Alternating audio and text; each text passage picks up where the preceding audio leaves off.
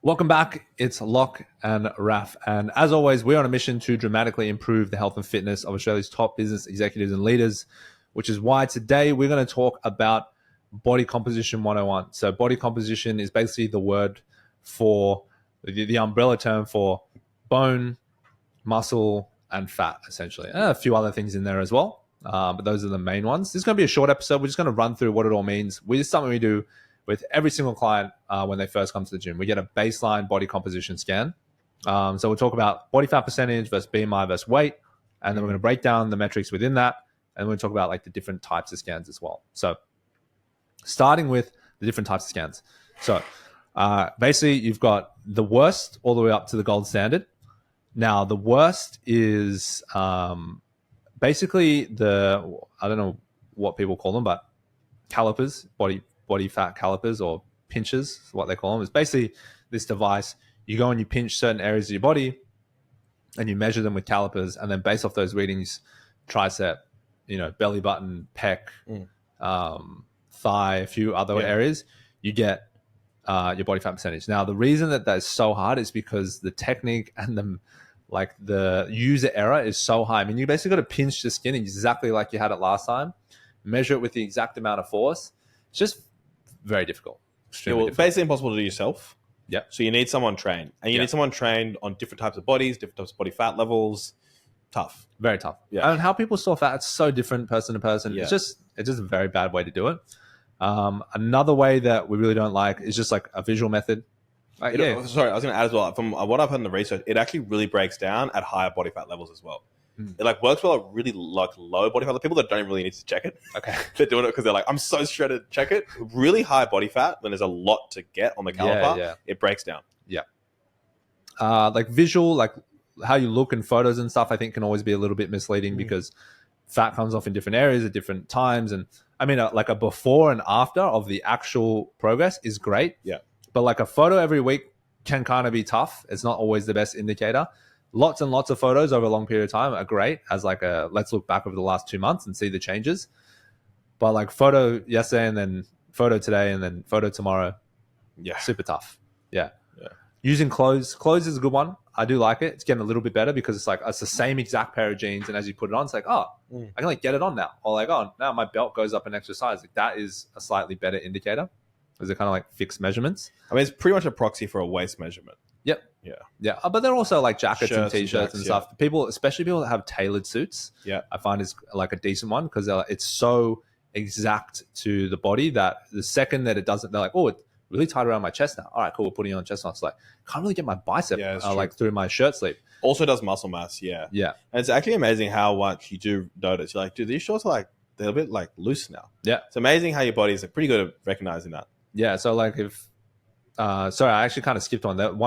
We're going back a few here. We're getting better, but just to go back to one of the worst ones is the scale with the foot measurements on it. Not the worst, but it's got the foot scanner and it gives you your body fat percentage on the scale.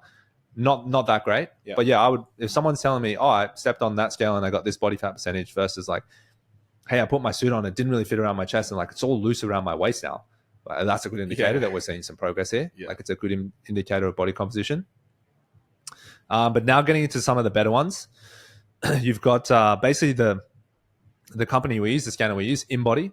They have a whole different range of scanners from just the kind of cheaper scanners to basically the top machines, which we use, which are used in hospitals, used in research. So they're super accurate. So we have one of the top machines. And then the actual gold standard is the DEXA machine, which some people have had, which is really impractical to do scans on a regular basis because one, the expense, it's at least $100 a scan. And the machines that you get it on, those machines also vary a lot in their accuracy. Yes. So you kind of have to keep going back to the same machine. The company not only needs the most up-to-date machine, but they also need to tune it every single day. They need to calibrate it every single day. Sometimes there's error and so even though it's the gold standard, it's also still not perfect. Yeah.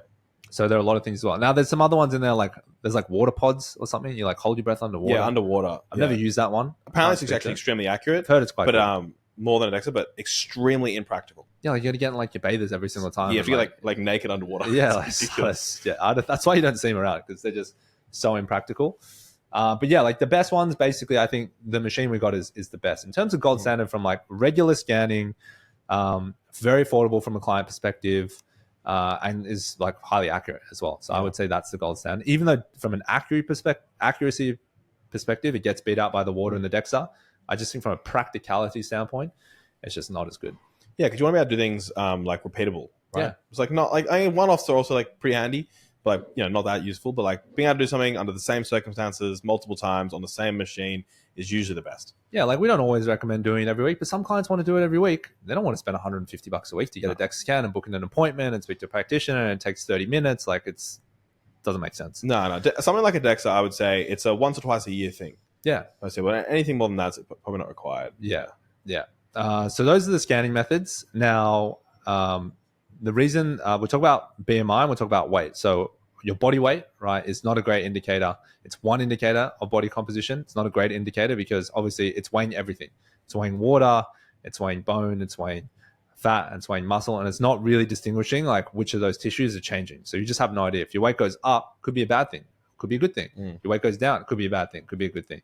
People on Ozempic, their body weight's going down, but their body composition is getting worse. Their body fat percentage is going up. Then you've got the BMI, which is your weight divided by your height squared, or your height squared divided by your weight, something like that. But it's just two metrics. It's height and weight. Height and weight.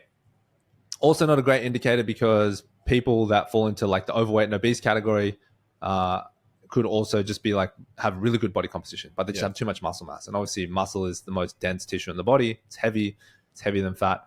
BMI also not great.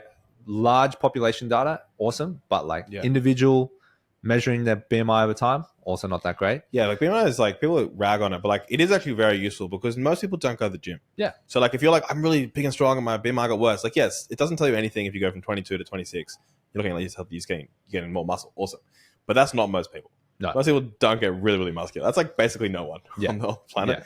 So across large populations, it's actually pretty useful. But yeah, it's useless for yourself typically. For an individual basis, yeah. Great for population data and studies. On an individual basis, not useful. Yeah. And then the gold standard, which is the most useful, is your body fat percentage, right? Body fat percentage tells us basically, how much fat you have relative to how much muscle you have. And the lower you get that percentage to a certain point, generally the healthier you are. So if you're going to pick any metric out of all the metrics that we scan for when it comes to, they call it anthropomorphic measurements, body fat percentage is the number one. Yeah. It's really good. But, you know, it's like the same thing, right? Which is none of these are perfect. Because obviously body fat is like the best one. But the reason it's not in any studies. Body fat percentage? Yeah, body fat percentage. Like it's the best one, like you said. But they don't use it very often. You don't hear about it in science because like it's hard to like really accurately do across lots of populations all the time. Yeah. It's like actually really hard to just get like large population, like be like, oh, everyone in America averages like 12% body fat right now. No one has any idea, right? You just guess. And you do BMI because height and weight's like a bit more practical to get. But then even body fat percentage, like it takes in muscle in the sense that it's a percentage of your total body weight. But you know, if you're 10% body fat with no muscle or 10% body fat with quite a bit of muscle, it's the same body fat percentage, but you're a lot better off with more muscle. Yeah. So even like such a good one is not perfect. Yeah. Which is why like the more metrics you have, you better. Right? Yeah. But like if I wanted to tell exactly someone's picture of health, I would choose their weight, I would choose their body fat percentage and their height. Yeah. That's how I'd know for sure. Yeah. Just with all the data that I know. And if you have all that, you actually got a pretty good idea. Yeah. You basically know how they're going to look like. Yeah, exactly. Then you're just going to find out what color their skin is. Yeah. Right. That's about it. Okay. And then we've got, within that, we've got body fat percentage, which we've covered. We've got muscle. So how much muscle? So when you do a scan, you get how much muscle mass you got, lean muscle mass, which is important because basically the more muscle you have, muscle is the longevity organ. So the more muscle you have, the better, especially as you get older, you want to keep that muscle mass as high as possible because body fat percentage can vary a lot. But what we wouldn't want to see as you get older is seeing that muscle mass go down. So we want to keep muscle mass and high. We want to keep it going up. You've got subcutaneous and you've got visceral fat. Subcutaneous fat being the fat that you can see in the mirror and that you can squeeze. Visceral fat being the fat that sits on your organs. And that's the fat, the toxic fat that we want to keep nice and low. And that gets burned through cardio. So measuring visceral fat and wanting to see that come down. Then you've got bone density. You want bone density nice and high because when women go through menopause, they're at risk of osteopenia, which is basically massive bone loss in a very short period of time. They can halve their bone mass in the space of a year during menopause. Wow. So those are things that we want to track. And then obviously we want to make sure that the weight training is heavy enough so that we're getting the adaptation of like stronger bones over time. We don't want brittle bones. And then last thing we want is not as important, but also the distribution and the balance of muscle mass. It's going to give you how much lean tissue is in your left versus your right leg versus your left arm, your right arm. You can be looking for major imbalances, which can cause potentially issues in the future if they're like really imbalanced, mostly due to injuries. But that's it. That's body composition summed up. So it is really important. We want to measure all these metrics. Yeah. We want to try and use the gold standard as much as possible. We want to measure, at least once a month, I think, to see good progress. Well, one more thing I mentioned, I remember you used to tell me about this gym. I think it exists, right? Like the gym in America where they're like, you need to be sub 10% S10? Body fat. Yeah, S10. Now, I think the reason why this is so stupid and we never something we do at Lockeroom is because it's just different. Like people have different percentage of body fat, right? Like obviously there's women, so they've obviously forgotten about women. First of all, like no women's going to get sub 10% body fat. Yeah. So I guess they're only really talking about men. But then even for guys, like if you're short, smaller guy, like you don't have a lot of muscle because you just genetically don't have tons of muscle, and you're just shorter, it's going to be nearly impossible sometimes to have less than 10% body fat. You know, if you're like 68, 69 kilos, healthy body weight, but like getting under, like down to 6 kilos of fat total is like, because you still got your brain. Yeah. And like brains, I mean, for me, it's pretty small, but for most short guys, it shouldn't be that small, right? So you still got organs, still got brain, still got all like the regular fat you kind of have to live. So like you can't just have like flat percentages where everyone should be, right? So it's gonna vary. Yeah, absolutely. So yeah, just as a final indicator, final word is, for our gold standard for male clients, it's around 15 to 18%. And then for our female clients, it's around 20 to 23%. It's generally our healthy range gold standard. And that's what the research says as well. Yeah, and then if you want to get down to 10, it's more because you want to look awesome, which is a great goal as well, which plenty of clients do. Or you want to do really well in a sport. Often in sports, less body fat helps. Yeah, absolutely. All right, there you have it. Guys, thank you so much for tuning in. As always, we'll speak to you on the next episode.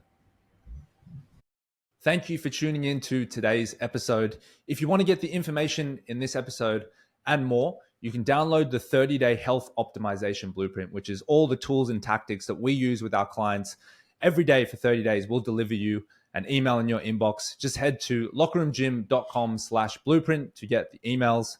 That's lockeroomgym.com/blueprint.